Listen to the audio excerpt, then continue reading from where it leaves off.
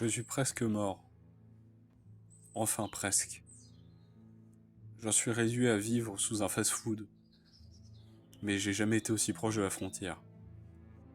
Je suis presque chanceux par rapport à ceux qui travaillent, ceux qui ont un logement. Car eux doivent subir toute la pression exercée sur la population depuis déjà des années. Moi, je ne suis qu'un vagabond, et je dois m'enfuir. Au prochain cycle, ils vont faire un grand nettoyage dans la ville, et je serai effacé, comme tant d'autres. Donc il faut que je m'en aille, vers une zone neutre, loin du front.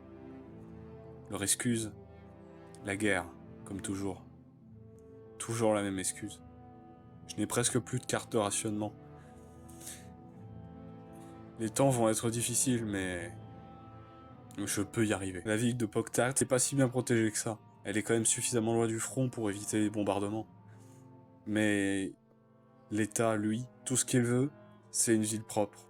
Une ville sans mendiants, sans vagabonds. Le gouverneur de la région n'est qu'un idéaliste.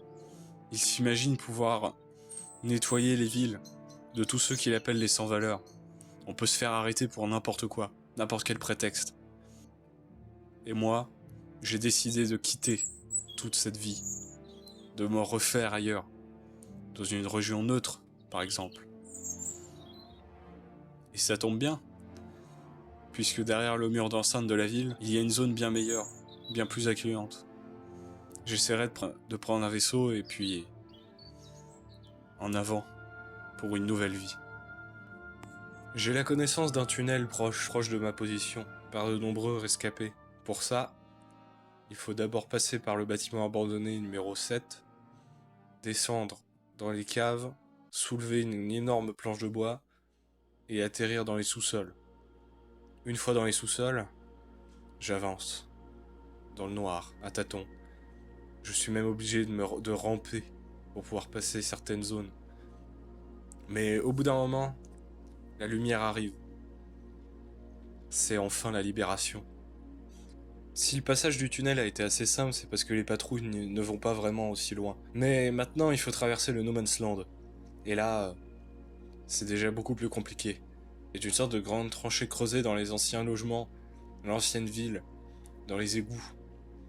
Il faut réussir à passer sans se faire repérer par les nombreux miradors et puis les patrouilles à camion, qui gaspillent tout l'essence qu'il leur reste juste pour faire rester les gens dans la ville.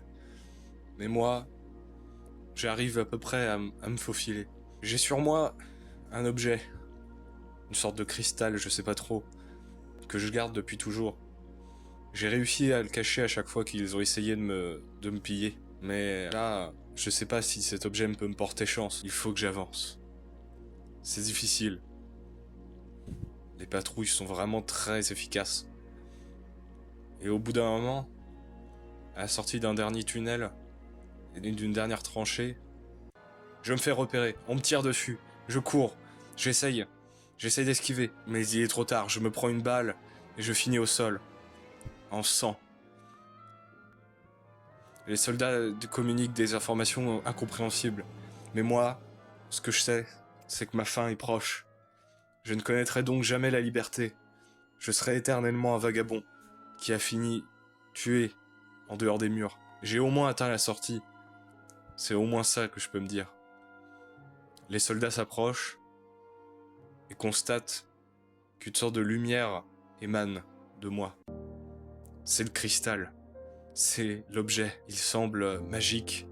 Je sais pas, mais je me sens tout d'un coup dans un état de paix. Et les soldats n'osent à peine s'approcher. Je me sens de mieux en mieux. Tout devient blanc autour de moi. J'ai l'impression de flotter dans un océan, mais un océan bienveillant, qui me veut que du bien. Je crois que je l'ai atteint. J'ai atteint la liberté. Je me laisse aller, et pour la première fois, je me sens bien.